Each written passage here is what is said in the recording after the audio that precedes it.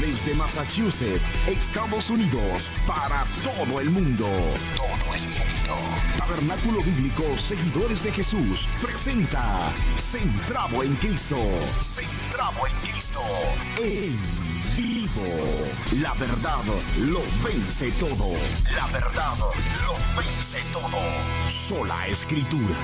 Al aire. Vamos a ir a la carta a los Hebreos. Corra conmigo hasta allá, cerca de Apocalipsis. Seguimos con esta hermosa carta aprendiendo acerca de la supremacía de Cristo, de la grandeza de Jesús. Y mientras usted busca Hebreos capítulo 5, versículo 11, ahí nos vamos a detener. Es un versículo que tiene un contenido muy amplio. Y la intención de este día es advertirle a usted como el escritor advierte y dice advertencia, amén, advertencia contra la apostasía, amén. Por ahí me veo el hermano Whitman, los jóvenes, se me olvidó anunciar que hoy hay discipulado de jóvenes, así que pueden pasar los jóvenes para recibir las clases. Nosotros nos quedamos con todos los niños y todos los demás, nos quedamos con toda la familia para aprender. Les decía, hermanas y hermanos, que el tema de Hebreos es amplio. La carta a los Hebreos nos habla de Jesús, es mayor en general. Jesús es mayor que todo. Jesús es mayor que Moisés, mayor que David, mayor que Abraham. Y también nos habla de la fe verdadera, la fe genuina, porque hay fe falsa. En el mundo hay muchas personas que tienen una idea totalmente ajena con respecto a la fe. Nosotros vamos a escuchar a mucha gente que dice, no, yo por fe, pero ¿qué clase de fe? Fe quiere decir confianza. ¿Confianza en qué? Entonces, confiamos en las personas de Jesús para la salvación eterna. Y ahí pues nadie puede movernos, porque si quitamos la fe de Cristo, la confianza en Cristo, no hay salvación. Luego nos habla de la vida cristiana, cómo luce la vida en el cristianismo, y esa vida está modelada por la persona de Jesús, cómo nosotros debemos de seguir las pisadas de Cristo. Aquí tenemos en el versículo 11, carta a los Hebreos, capítulo 5, advertencia contra la apostasía. Y ya meses llevo luchando con este título, creyente sensual, creyente sensual. Esta palabra sensual nosotros la hemos escuchado quizás en un uso diferente y tiende a irse por otro lado, pero ya vamos a ver lo que dice el diccionario acerca de esta palabra sensual. La próxima vez voy a predicar de un creyente de cristal, de esos que son frágiles, que se cortan, que se despedazan por cualquier cosa, son frágiles. ¿Encontró Hebreos, hermanas y hermanos? Vamos a leer del 11 al 14. Así dice el Señor, todos juntos a una voz. Acerca de esto tenemos mucho que decir y difíciles de explicar, por cuanto os habéis hecho tardos para oír. Porque debiendo ya ser maestros después de tanto tiempo, tenéis necesidad de que se os vuelva a enseñar cuáles son los primeros rudimentos de las palabras de Dios, y habéis llegado a ser tales que tenéis necesidad de leche y no de alimento sólido. Y todo aquel que participa de la leche es inexperto en la palabra de justicia, porque es niño. Pero el alimento sólido es para los que han alcanzado madurez, para los que por el uso tienen los sentidos ejercitados en el discernimiento del bien y del mal. Oremos. Amado Señor, gracias por este gran privilegio de abrir tu palabra.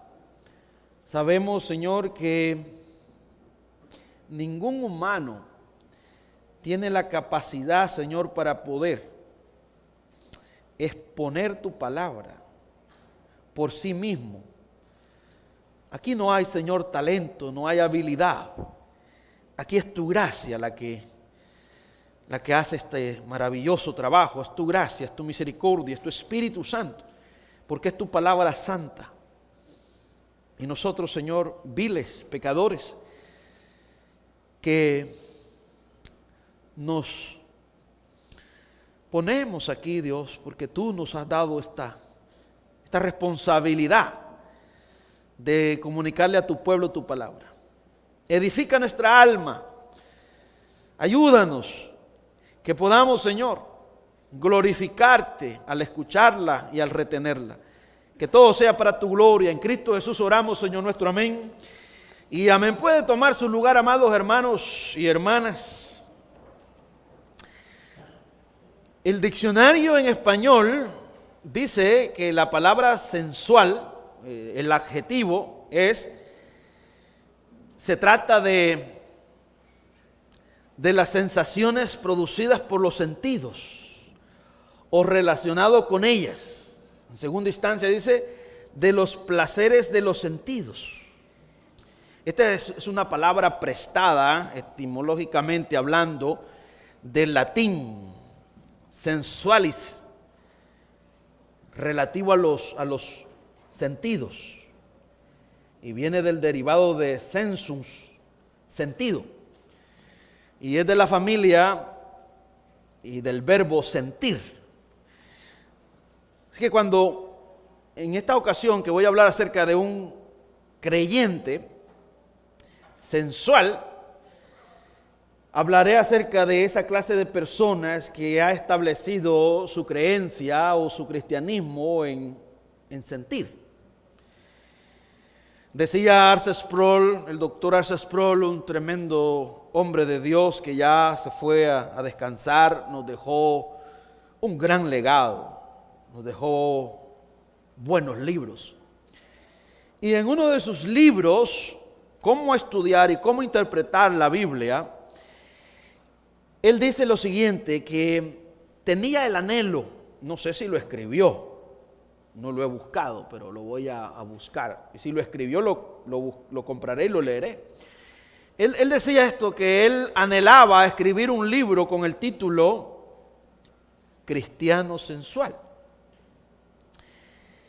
Y él decía, frecuentemente encontramos nosotros en las bibliotecas, en las librerías, libros como la mujer sensual, el hombre sensual, la pareja sensual, la divorciada sensual. A punto, dice él, de que está todo saturado en la sociedad con este tema. Porque se ha direccionado la palabra sensual, se ha ido en una dirección. Pero es la palabra sentir, el sentimiento. Entonces él hablando en una porción amplia acerca de, él está hablando en esa parte de ese libro, los problemas porque hay personas que no les interesa estudiar la Biblia. Entonces llega a un punto y él dice lo siguiente, que el cristiano sensual es el que vive por los sentimientos más que por su entendimiento de la palabra de Dios. Hace años leí este libro y lo estaba hojeando hace unos meses y me impactó esto, porque cuando yo encuentro un título y quiero poner un título, me informo si algún hermano ya predicó, ya dijo algo, como secundario para reforzar la idea o el pensamiento. Y me impresionó esto. Esto lo vemos, esto no escapa. Dice, el cristiano sensual es el que vive por los sentimientos más que por su entendimiento de la palabra de Dios. El cristiano sensual no puede ser movido al servicio, a la oración o al estudio, a no ser que él tenga ganas. Algo parecido con la realidad, usted ya sabe. Dice, su vida cristiana es solamente tan efectiva como la intensidad de los sentimientos en ese momento. Sigue diciendo el doctor Arthur Sproul, cuando experimenta la esforia espiritual es un remolino de actividad divina. Cuando está premiado, dice, cuando está deprimido es un incompetente espiritual. Esto lo vivimos todos, hermanas y hermanos, y todos me gusta este título porque si usted ve en el tiempo del pastor Arthur Sproul en su iglesia y alrededor, fue un tremendo hombre conferencista. Tuve el privilegio de estrecharle la mano, de saludarlo en las conferencias juntos por el Evangelio, Together for the Gospel, allá en Kentucky.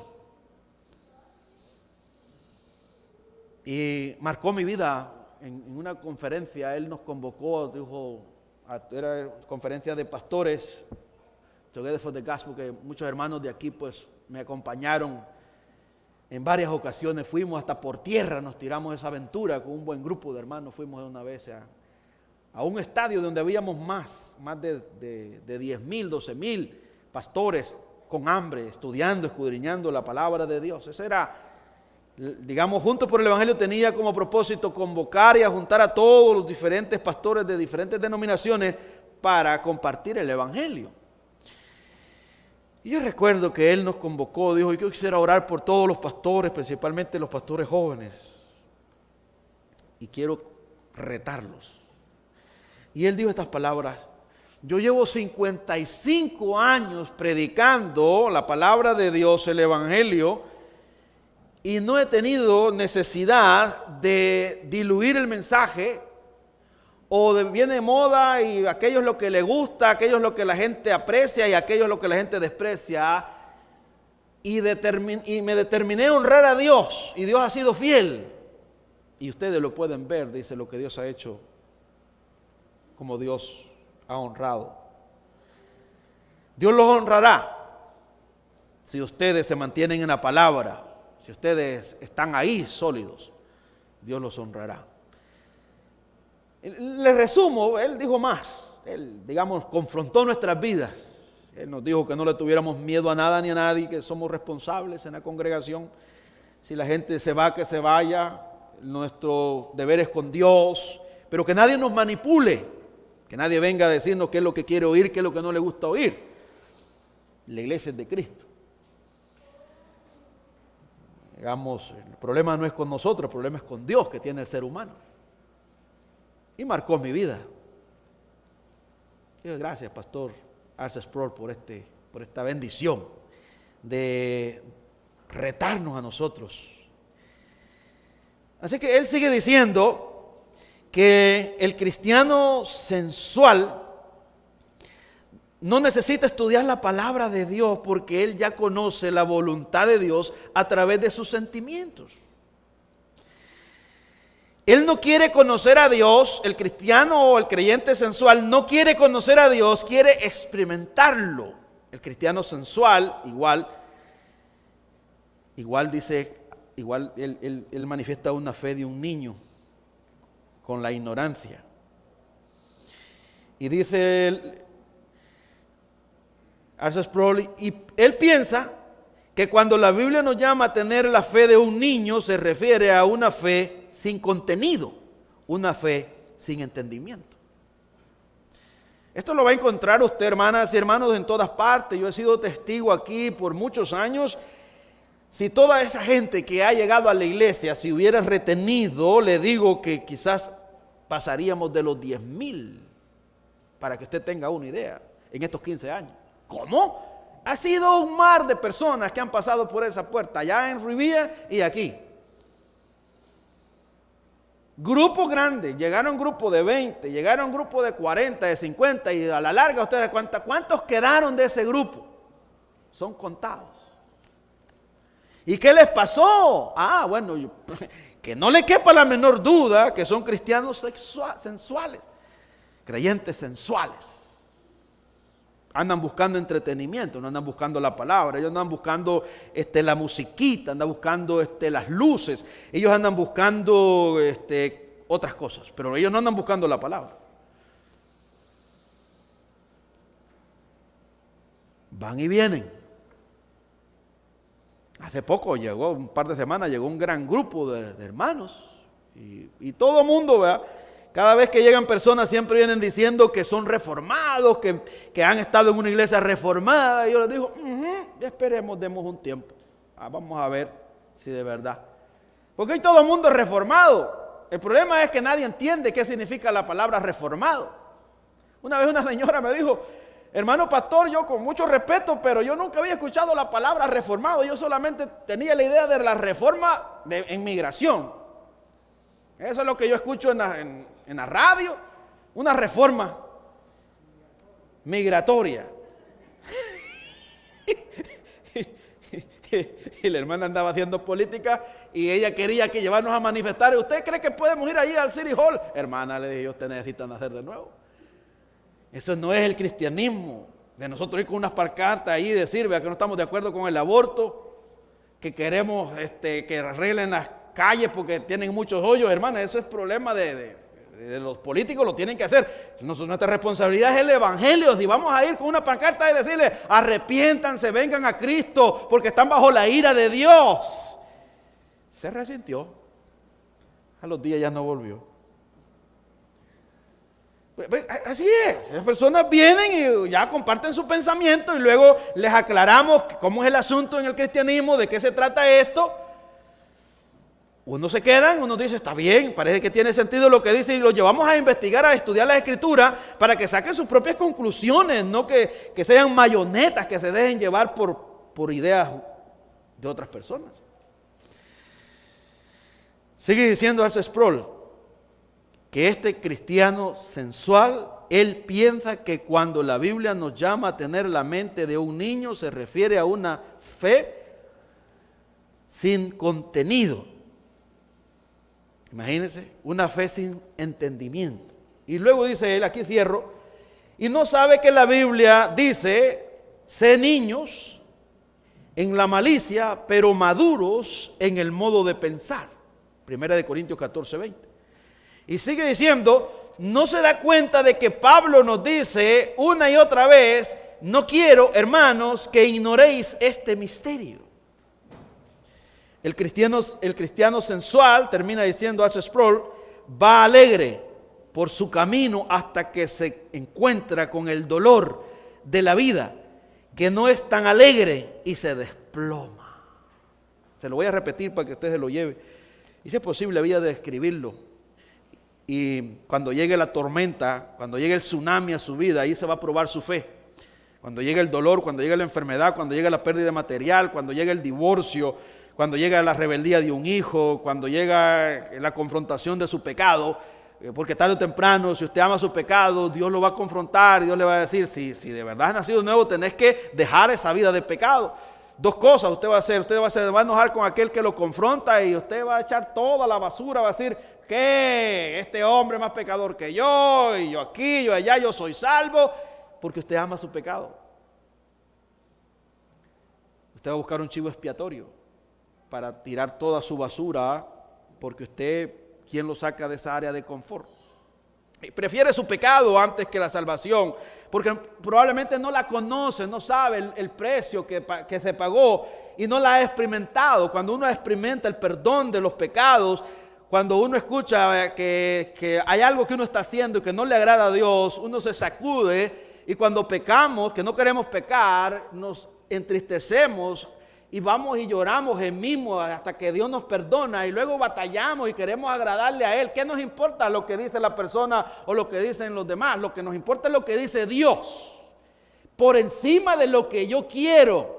Es lo que Dios espera de mí. Aquí lo que vale, y esta es la gran diferencia entre ser cristiano y no serlo, ser un verdadero cristiano y ser un creyente sensual. El cristiano sensual, dice R.C. Sproul, va alegre por su camino hasta que se encuentra con el dolor de la vida, que no es tan alegre, y se desploma. Hasta ahí llegó. Hasta ahí llegó ya aquella llamarada de Tusa. Y Jesús nos advierte en la parábola del sembrador, Mateo 13, dejemos a un lado las palabras de R.C. Sproul, un tremendo hombre de Dios, expositor de la sana doctrina, que sus libros son los que más usamos en los colegios reformados de teología, en los institutos bíblicos, porque es un hombre muy anclado en las Escrituras. Pero dejemos a él y vamos a la Biblia, que esto es lo que tiene peso. Cualquier idea humana nos ayuda, pero es la palabra de Dios la que tiene la autoridad suprema y final. Mateo 13:18 dice: oí pues vosotros la parábola del sembrador. Cuando alguno oye la palabra del reino y no la entiende, viene el malo y la arrebata lo que fue sembrado en su corazón. ¿Se acuerda que antes comenzó diciendo que el pájaro viene y usa Jesús la analogía de la semilla, y viene el pájaro, cae la semilla Ahora aquí le está explicando la parábola, le está diciendo a qué se estaba refiriendo él, esa comparación que hace del campo, de la agricultura. Él dice, yo estaba hablándole aquí a las personas, a los corazones, haciendo esta diferencia y haciendo una distinción de tantos grupos de personas que hay en el mundo. Dice que el primer grupo, oí pues vosotros la parábola del sembrador. Cuando alguno oye la palabra del reino y no la entiende, viene el malo y arrebata lo que fue sembrado en su corazón. Este es el que fue sembrado junto al camino. Este es el primer grupo de personas que escuchan el evangelio por unos meses, por unos años, están entusiasmados, se congregan y hasta quieren servir. Ay, pastor, yo quiero servir, ¿a dónde me pone? Pero luego, después, viene una situación, o un amigo les critica, o les humilla, o algo pasa y se desaparecen. Versículo 20 de Mateo 13. Y el que fue sembrado en pedregales, este es el que oye la palabra y al momento la recibe con gozo. Este llamará de tusa, está entusiasmado. Pero no tiene raíz en sí, sino que es de corta duración, pues al venir la aflicción o la persecución por causa de la palabra, luego tropieza. Este no está dispuesto. Estos son los cristianos sensuales.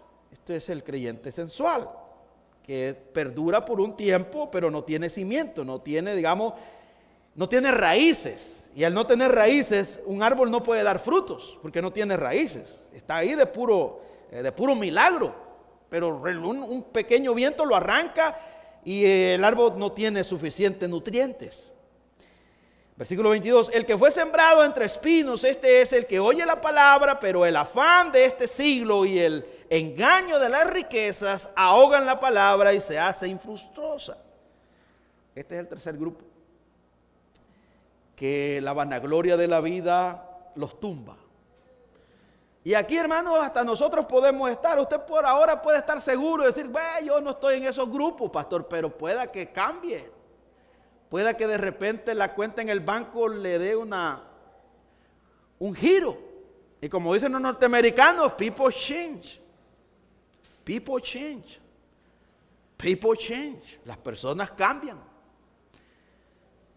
Con unas 5 moneditas, con unos $1,000, tranquilo, no pasa nada, porque apenas nos ajusta solamente para ir pagando las cuentas. Pero ya con 50,000 para arriba, ya usted ya comienza a sentirse, vea, como pavitos reales. Usted dice, tengo plata, ya no me llamen fulano, llámame don o doña. Pues tal vez no lo dice, pero ya su ego se está inflando. Entonces, aquí, si usted no está bien anclado, si usted no está en Cristo Jesús, eso lo tumba. Porque usted dice, no, hombre, está bonita la vida, con dinero se puede comprar bonitas cosas. Mira este carrito del año que tengo, mira las vacaciones, mira cómo yo puedo, mira dónde voy a comer, mira la ropita que ando, mira que nadie aguanta hambre, yo le pago los biles a todos mis hijos y está toda la cuenta pagada. ¿Qué te parece? Usted no está anclado en Cristo, no ha nacido de nuevo, usted se va. Porque como usted ya salió, ya está en otro nivel, ¿verdad? En otro estatus social, económicamente. Entonces aquí está ese grupo. Aquí está ese grupo de personas. Pero al final Jesús cierra con los verdaderos cristianos. El que fue sembrado entre espinos, dice Jesús, este es el que oye la palabra, pero el afán, el exceso de preocuparse por las cosas terrenales de este siglo y el engaño de las riquezas ahoga la palabra y se hace infructuosa. ¿Cuántas personas no hemos visto en la iglesia que de repente ponen un negocio y les va bien? Compran toda clase de carros, de toda marca. Y luego hacen atrocidades. Y les preguntamos, hermano, ¿qué te pasó, hombre? Si el dinero no es malo. Hay hombres riquísimos en la Biblia, hay hombres millonarios en las Escrituras, pero no los cambió el dinero. ¿Qué te pasó? Y la persona dice, bueno, es que como usted dice, pastor, que uno solamente si está en pecado es que no puede llegar a la iglesia. Así que yo quizás estoy en pecado. No, le digo, no, amigo, no lo digo yo, lo dice la Biblia. Lo único que te puede separar de Dios es el pecado. Fue el pecado que separó a Adán del huerto del Edén, lo expulsó de la presencia de Dios. Y es el único que te puede echar afuera. De ahí otra cosa no, el pecado. Porque el pecado es infracción contra la ley de Dios y es abominación. Y si tú amas el pecado porque te produce placer, porque es aquí donde está la diferencia entre placer y felicidad. La felicidad, hermanas y hermanos, viene de la santidad, viene de la salvación. La felicidad no es temporal, es eterna. Esa perdura incluso hasta con problemas. Pero el placer, el pecado te presenta placer momentáneo. Y ahí es donde las personas se confunden. Por eso es que las personas tienden a tomar, a fumar marihuana, al sexo ilícito, porque buscan un momento de placer. Y después, veas, están terriblemente destruidos. Versículo 23 de Mateo 13. Mas el que fue sembrado en buena tierra, este es el que oye y entiende. No solamente oye, sino, dice Jesús, no es simplemente oírla, sino entiende la palabra. Entiende la palabra. Si usted lleva 6 meses en el cristianismo y está luchando con un montón de cosas que practicó, con las tradiciones, 1 año, 2 años, se le entiende que usted está patinando y usted está queriendo salir de ahí, el Espíritu Santo está trabajando, pero si usted lleva 5 años ya diciendo que es cristiano y usted no ha dado un giro de 180 grados hacia el Señor, usted debe de examinar su vida, su fe. Probablemente esté engañado. No hay cosa más terrible estar engañado. Usted a mí, si me va a amar por decirle la verdad. Y si me va a odiar por decirle la verdad. Pero si hay algo que no quiero es engañarle. Yo prefiero mejor que se vaya enojado, resentido y que ya no se congregue, pero ya no siguió perdiendo el tiempo. Sino que si usted se dio cuenta. Y ya no hay excusa porque ya usted la palabra lo confrontó, Dios lo confrontó, pero hubo alguien que tuvo el valor. No es fácil decirlo, hermano, porque uno como predicador dice, ¿cómo se lo digo? ¿Lo digo o no lo digo? Porque van a haber consecuencias, no todas las personas. Y la verdad, es como blanco y negro. Yo no la puedo poner, voy a ponerle un colorcito como grisito, que no sea blanco, voy a ver si lo pinto entre rojito, negrito, así, no, es que es blanco, yo no lo puedo cambiar, es que es blanco, esa es la palabra, es la verdad. Entonces, usted al escucharla, usted con el primero que se va a desquitar es conmigo, y usted va a arremeter conmigo y va a decir, ¿y este qué? ¿Quién es? Lo dice por mí, conmigo es que tiene problema. Y yo no tengo ningún problema con usted, yo le amo, y Dios lo sabe. Que ahí estoy orando para que usted crezca, para que Dios hable el entendimiento, para que usted sea formado, para que usted sea salvo. Por eso vine de Nueva York y dejé toda mi comodidad allá. No puede ser otra cosa que me haya movido, sino el amor de Dios que fue dado a mí. Ese es el amor, como dice el apóstol Pablo, que me controla. Yo estaba bien cómodo en Nueva York. ¿Para qué iba a venir a buscar problemas aquí a Boston? Pero hay de mí si no lo hago, hay de mí si no atiendo el llamado del Señor. Y ha sido de gran bendición, porque en estos 15 años yo he visto los frutos. Cuántos hermanos no se han casado y hermanos que cambiaron su mente, hermanas que me dijeron, pastor, cuando yo no sabía del Evangelio, yo le había dicho a mi compañero que nunca me iba a casar, que para qué íbamos a hacer ese gasto y que no interesaba, pero luego comencé a escuchar el Evangelio y la palabra comenzó a confrontarme, me comencé a dar cuenta que esto de ordenar la vida no tiene que ver con la sociedad, sino que tiene que ver con Dios. Y vea, los hermanos, yo nunca les he obligado. Yo voy a andar, hermano, no, que Dios me libre. Aquí los que se han casado han venido libremente donde mí. Mira, desde Nicaragua un hermano me escribió y me dijo, pastor, venga a bendecirme, venga aquí a darme esa bendición, yo quiero honrar a Dios. ¿Quién lo llevó al hermano? Porque yo fui duro con él cuando estuvo aquí sirviendo. No, la palabra lo llevó allí. Él entiende. Y aquí vemos a este grupo de personas. Mas el que fue sembrado en buena tierra, este es el que oye y entiende la palabra y da fruto. ¿Cuánta cantidad de fruto da? Fíjese que esto es interesante. Empieza con 100. No es que empieza de poquito, sino que dice, produce a 100. Quiere decir que un verdadero cristiano 100%, no se espera 50, 100. Después 60. Aquí muchas personas se acoplan y dicen, bueno, lo importante es que dé fruto. Y a 30 por 1. Y nos consolamos, y yo creo que yo estoy dando a 30 por 1, no estoy en el 100. Pero el diseño de Dios es para que demos el 100. A 100 por 1. A esto se le conoce como la vida en el primer amor.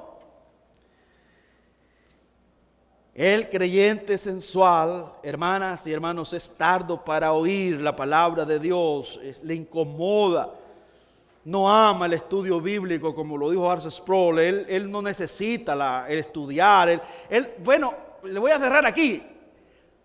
Mire, el creyente sensual es tan atrevido que él dice que no necesita una iglesia local, que él está bien cómodo y que él tiene la iglesia virtual desde su casa y que él manda sus ofrendas y sus diezmos allá a X denominación.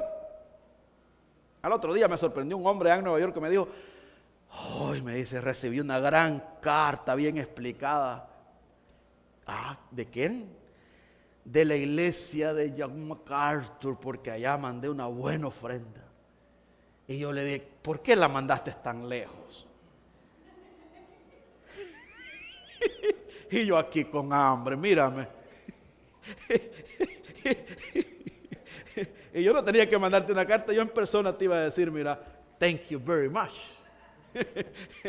Gracias. Pero la persona estaba eufórica, es lo que había mandado. Y luego le digo, ¿por qué no la diste en tu iglesia? Porque ahí también hay necesidad. ¿Tú no te has dado cuenta que tu pastor tiene full time, el pobrecito?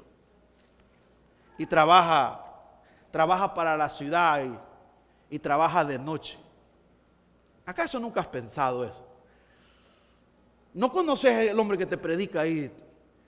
¿Te gusta MacArthur y te gusta esa vida cómoda, lejos? Claro, porque no te gusta el compromiso. Y va que el predicador no viene a decirte, no viene a pedirte, viene a predicar porque tiene un compromiso con Dios. Pero ve la ingratitud de nosotros. Queremos que el que nos predica ahí que se muera de hambre, de necesidad. Pero no, el creyente sensual, como no tiene conocimiento de la palabra, él está preocupado por otra gente en otro lado. Pero no, porque él no tiene esa unidad, él no tiene ese compromiso, él no quiere una iglesia local, él de hecho no le gusta. Después de la pandemia, muchas personas se acomodaron. Y no solamente nosotros, gloria a Dios que hemos mantenido, pero han habido grupos de personas de 30, de 20 que colapsaron. Yo lo encuentro todo el tiempo, personas hablando y me dicen, hermano, ¿cómo sobrevivieron? La palabra nos sostuvo. Pastores, los encuentro y me dicen, hermano, ¿cómo fue que la iglesia de ustedes, que es una iglesia reformada y en la palabra, si eso no es lo que la gente anda buscando? Bueno, le digo, nosotros nos preparamos con tiempo, nosotros veníamos edificando la iglesia, poniéndole los cimientos, enseñándole del carácter de Dios, y cuando llegó esta prueba, nos quedamos. Y se quedan con la boca abierta. No uno, no dos, no tres, no cinco, sino una gran cantidad de hombres que me he encontrado, que sus grupos no volvieron. No volvieron. ¿Por qué no volvieron? Bueno, no volvieron porque la palabra, hermanas y hermanos, no penetró sus corazones. Ahora volvemos a la carta y aquí vamos a ir aterrizando. Solo he estado introduciendo este tema. Hebreos 5:11 aquí, el escritor nos da una advertencia y esta es una exhortación y dice, acerca de esto tenemos mucho que decir. ¿Acerca de qué? Bueno, él acababa de terminar diciendo acerca de que Jesús viene de la línea de Melquisedec y que Jesús es el sumo sacerdote y que Jesús estuvo en aflicción y que Jesús clamó y que Dios lo sustentó, que Dios no le evitó a Jesús el sufrimiento, pero lo fortaleció, porque esta iglesia en su contexto, este grupo de hermanos judíos de la carta a los hebreos, estaban siendo perseguidos, estaban sufriendo, pero a la misma vez habían algunos que estaban engañados, que no era el sufrimiento que los estaba apartando de la fe, sino que era su falsedad y los estaba haciendo colapsar. Lo mismo lo podemos aplicar hoy. Podemos decir, bueno, es que la escasez, la vida que está tan cara y todo, hay que trabajar mucho y es lo que ha llevado a muchos grupos de personas que ya no se congregan porque no les alcanzan y tienen que trabajar los domingos y tienen que tener 3 trabajos, hermano pastor, y usted sabe que si uno no paga la deuda, pues le quitan todo y se destruye el crédito. Y podemos decir, tiene razón, es obvio, se entiende. Le damos el beneficio de la duda. Pero a la misma vez le aclaramos, no vaya a suceder que solo sea una inquietud y usted esté confundido y sea otra cosa y no sea eso, sino que es, en realidad, usted no entiende lo que es el cristianismo, que pasamos por esos valles de sombra y de muerte, pasamos por escasez, por hambre, por pérdida material, nos enfermamos, hasta nos morimos físicamente, pero no nos separamos de Jesús. Y aquí está la misma. Acerca de esto tenemos mucho que decir y difícil de explicar. ¿Por qué difícil de explicar? Porque ellos tienen un problema. Yo recuerdo que una vez traímos a un predicador de Nueva York y teníamos un evento con los jóvenes y yo le pedí que hablara acerca de la unión hipostática de Cristo, Jesús Dios, Jesús hombre. Y aquel hombre... Yo recuerdo cuando pasó a predicar que decía, esto ustedes no lo entienden y no lo van a entender porque esto no es fácil, con que no lo entiendo yo que lo predico, decía este texto, esta doctrina no es fácil y se enredaba todo. Y yo, ¿por qué tenés? Y yo después cuando terminaba, ¿por qué tenés que tener miedo? Tú solo predica. Nosotros aquí somos como peces en el agua, esas son nuestras doctrinas, olvídate, esta no es una iglesia ignorante. Esta es una iglesia que empezó con sus estudios bíblicos, versículo por versículo, en la carta a los romanos, y pasé 7 años. Pregúntale cuántos años lleva el pastor Luis en Isaías, más de 3 años. Eso somos nosotros, le digo, aquí olvídate, nosotros no somos de esos emocionalistas de brincan y tiran espuma por la boca y danzan. Y no, aquí nosotros somos hombres y mujeres comprometidos con la palabra. Queremos la palabra que nos arrulle, que nos confronta, que nos enoje. Y después de no lo entendemos, lo vamos a investigar. Pero no te limites. Me dijo que yo no sabía, porque nuestras iglesias allá en Nueva York, pues usted le habla de esto y la gente no sabe nada de Jesús. Hay que hablarle de otra cosa. Pero eso es allá. Aquí no. Entonces, el escritor dice que es difícil de explicarle a esa clase de personas que no tienen idea y tienen un problema por cuantos habéis hecho tardos para oír. Wow.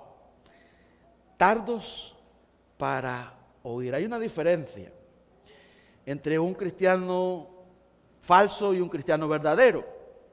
El cristiano verdadero madura. Y para madurar un cristiano necesita 3 cosas. Necesita tiempo. Y eso es lo que la gente no le quiere dar a las personas. Y en segundo lugar, necesita crecimiento en el conocimiento de la palabra de Dios. Y 3, experiencia en el uso de la palabra en discernir entre el bien y el mal. Es un proceso.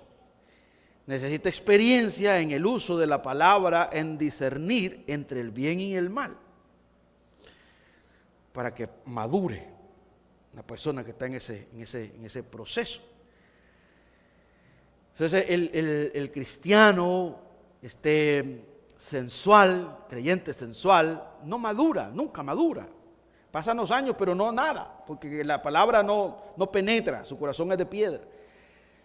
En cambio, el creyente maduro, como el versículo 14, Pablo habla aquí, y si usted lo lee, allí dice que han alcanzado madurez, la palabra telefons, en el griego, solidez. Digamos, el cristiano maduro recibe la palabra sólida. Y aquí usa la metáfora, dice, y hace una comparación del inmaduro, que es como un niño. Y aquí, en el versículo 11, la parte B, la frase, os habéis vuelto tardos para aprender. El pretérito perfecto que se usa aquí, gegonate, indica, hermanas y hermanos, que se trata de una dificultad, que no se trata de una dificultad pasajera, sino que es algo que habían caído estos hermanos, algo que estaba ahí, que no avanzaban. Entonces el escritor, cuando dice, os habéis vuelto tardos para aprender, gegonate, no se trata de una dificultad pasajera o momentánea, sino de algo bien alcanzado y permanente al que habían caído este grupo de hombres y mujeres. Y usa la palabra tardos, notroi en el griego, significa torpe, perezoso, lento. Vea, si usted es perezoso para las cosas de Dios, no tiene pasión, pero sí tiene usted ánimo por otras cosas, usted está en este grupo. Usted se ha vuelto tardo para aprender. Está en peligro, tiene que despertar. Si se queda ahí, si usted es perezoso, en otras palabras dice, en cuanto a lo espiritual, ferviente. Es con fuego, con energía, lo que tiene que ver con lo espiritual. Entonces, esto es con ánimo, con pasión. Yo nunca he aceptado esos cristianos pasivos, que son así, mediocres, que ahí vamos, sí, cuando, no, eso es vómito. Los tibios son vómito para Dios. Dios dice, yo prefiero que sea frío, frisado o caliente, pero no seas tibio. No, ese es vómito. ¿Ve la comparación que hace Dios de cómo molesta, de cómo le da, imagínense, náuseas? Como cuando llega una comida a nuestro estómago y le revuelca a usted y le da un retorcijón y usted dice, ay, qué feo esto, y tiene que ir a botarlo. Y eso es basura. La metáfora es fuerte, pero es confrontadora. Si usted es tibio, es un vómito. Un tibio no tiene compromiso. No tiene su culto, no tiene su lectura, no tiene su oración, no tiene su ayuno, no tiene nada, vive como nada, sin interés de nada, lo espiritual no le importa, pero pelea y puede decir que él es cristiano a su manera. Es un apóstata, es un adversario porque él contradice la palabra. Dios dice que si usted cree la palabra, si usted oye la palabra y cree la palabra lo va a cambiar. Pero un apóstata, un rebelde, podemos ser todos nosotros calificamos para apostatar. Dice, es cierto, la palabra tiene el poder, es viva y eficaz, penetra hasta partir el alma, el espíritu, hasta los tuétanos y discierne las intenciones del corazón.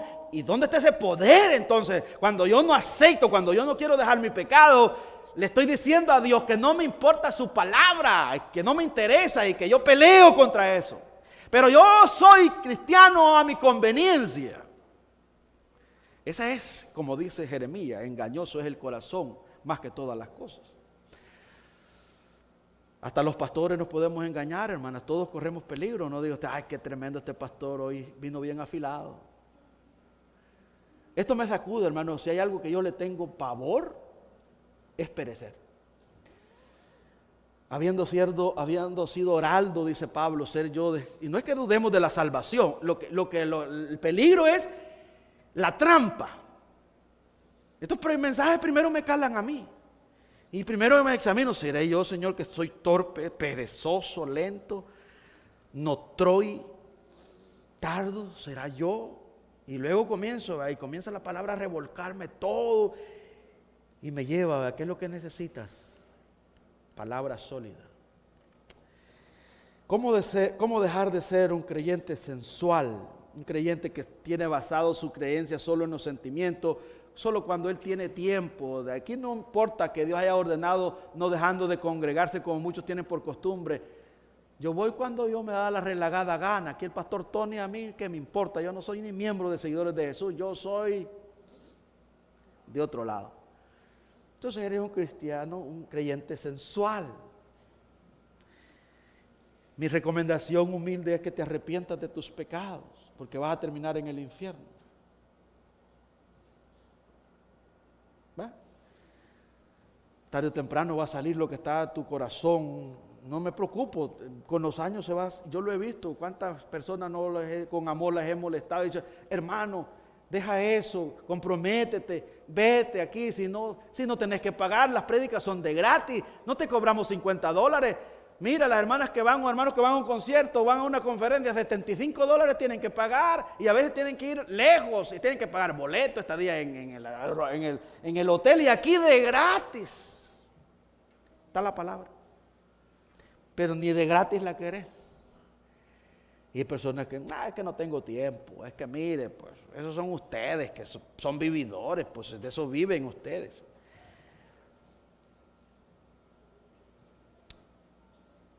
5 cosas, hermanos, que todo cristiano verdadero necesita para crecer, para madurar. El tiempo no nos alcanza, en la próxima vez vamos a ahondar en estas 5 aplicaciones o 5 doctrinas, podríamos decir, que son fundamentales. Número 1, el estudio de la palabra. Si usted no ama el estudio, si usted no le interesa un estudio bíblico, usted puede que diga, pastor, mire, yo ahí veo a ese hombre que usted estuvo mencionando, R.C. Sproul, qué tremendos videos cuando habla de la santidad de Dios. Qué bueno, hermano. La pregunta es, porque a mí me ha edificado mucho, ¿te aplicas todo lo que él le enseña? ¿O simplemente lo oyes para entretenerte? Porque tú puedes ver una prédica en YouTube para entretenerte, solo para que haga ruido, como andan las personas aquí con sus audífonos en la calle, andan oyendo música. Los cristianos andan en el trabajo con su predicación, pero no les entra nada, porque no hay nada, no hay pasión. Si usted puede escuchar 100 prédicas en el día, pero si no hay una chispa de poder llegar a un estudio bíblico el martes o el viernes, usted no escuchó nada, no entró nada. Y usted puede darle volumen para que oigan a sus compañeros de trabajo y usted decirle arrepiéntanse, pero el que necesita arrepentirse antes que ellos es usted, porque no aplica nada de lo que oye, pero sí se lo quiere imponer a otro. No se trata simplemente de oír, se trata de estudiarlo. Yo cuando escucho un predicador no lo escucho para escuchar su forma, sino lo que él quiere enseñarme. Siempre estoy aprendiendo mucho. ¿Se acuerda que le pegué, si usted tiene WhatsApp con nosotros, le pegué esa prédica de Sujel Michelén, que me sacudió porque él dice, donde quiera, pastor, solo usted que así, yo no encontré. Mire, hermano, todos, usted debe estar en una iglesia para que entienda la preocupación de cada pastor. Es que una cosa es que vayamos a predicar a una conferencia, un tema que se nos pide, y otra cosa es predicarle a la iglesia. Aquí le predicamos con amor, aquí le predicamos de corazón a corazón, por eso es que se siente. Pero ir a predicar a otra gente, le predicamos el evangelio, pero no le conocemos. A usted sí le conocemos, sabemos si ha caído y es tardo para oír y está en peligro. Entonces, 5 cosas. Número 1, estudio de la palabra. Número 2, oración, hay que orar un poquito más. Número 3, la adoración. Número 4, el servicio a otros. Nadie puede crecer sin servir, tiene que servir, la mayordomía total. El predicador ha terminado su mensaje. Ahora, Dios manda a todo ser humano en todo lugar que se arrepienta de sus pecados. Deje el impío su camino y el hombre mentiroso sus pensamientos y vuélvase a Jehová, el cual tendrá de él misericordia, el cual será amplio en perdonar. Cree en el Señor Jesucristo y serás salvo. Porque hay un solo Dios, y un solo mediador entre Dios y los hombres, Jesucristo hombre. Amén. Si deseas mayor información, nos puedes llamar al 781-629-1514. 781-629-1514. También nos puede visitar en www.seguidoresma.com. Dios te bendiga.